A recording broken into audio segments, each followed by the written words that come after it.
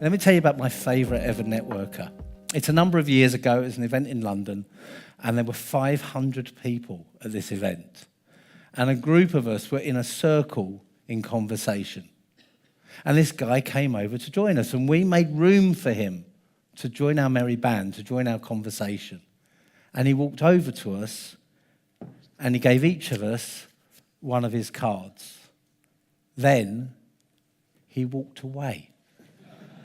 There were 2 people here. He gave them both a card. There were 3 people over here. He gave them each a card. Each time just giving people cards and walking away.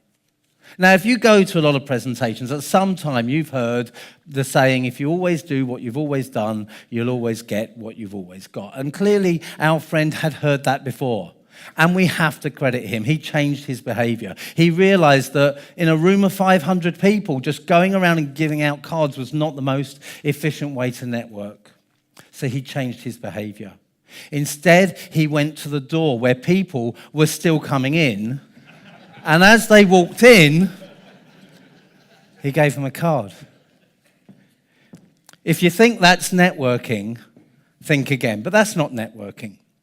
Networking, as Phil has mentioned it several times already during his presentation, is at the absolute key to business success.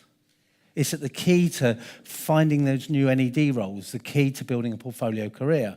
But it's the understanding of networking that's so important and that's so lacking. Our friend didn't understand what networking was. What he saw, what you see up there, a group of people exchanging business cards. When we hear that term networking, we think of the exchange of elevator pitches and business cards over warm wine and cold canapes.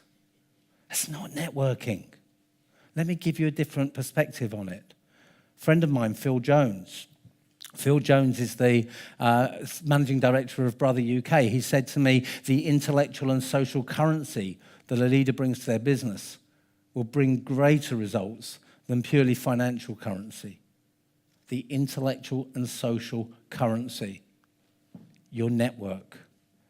You may have come across the term relationship capital that's used now more and more to describe the value that your network can bring to you and how that can impact you in your career or your business. We're moving away from talking about networking as a skill and into understanding the power of networks as a strategy.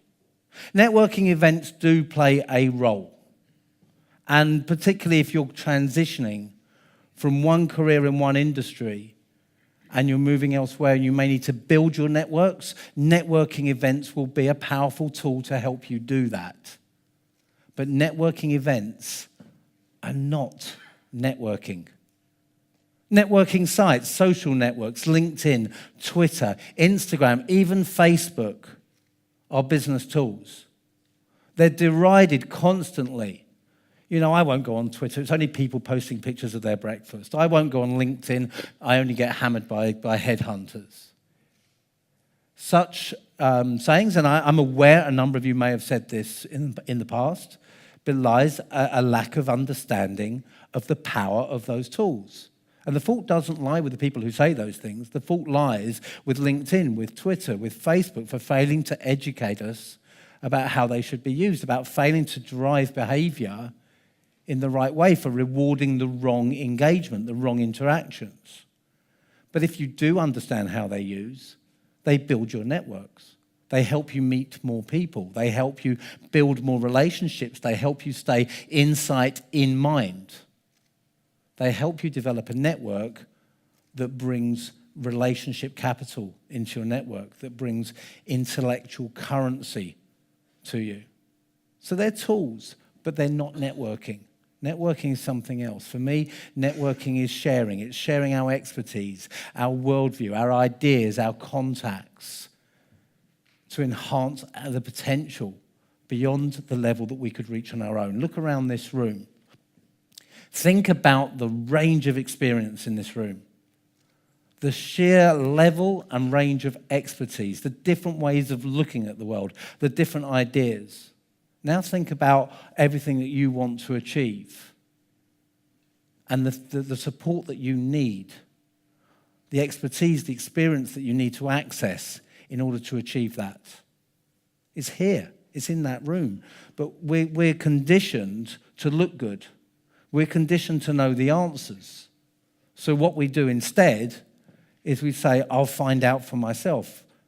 And I think as a culture, we do not ask for help enough. We fail to recognize the power of the network that surrounds us. And for me, networking isn't walking around a room exchanging business cards. Networking is getting together in a room with people and exchanging ideas, exchanging support, exchanging introductions, whatever it might be. But understanding that there are things that I have that could be of value to you and things that you have that could be of value to me. And if we exchange them, we both achieve more. Does that make sense to everyone? That's networking. Networking has such a bad name because of that business card behavior. But it should have such a positive name if we turn around and we support and we help each other and we develop together. Over the course of today, you have several networking opportunities. You have breaks, you have lunch, and there's a networking reception at the end of the day. Use them wisely. Move away from that age-old, tired question, what do you do? The networking equivalent of, do you come here often? Shift away from that and start engaging on what are you trying to achieve? What are you struggling with at the moment? What support do you need? And start to build networks with people here to help you drive your future forward. The opportunity is here and it's wasted when we just exchange business cards and elevator pitches.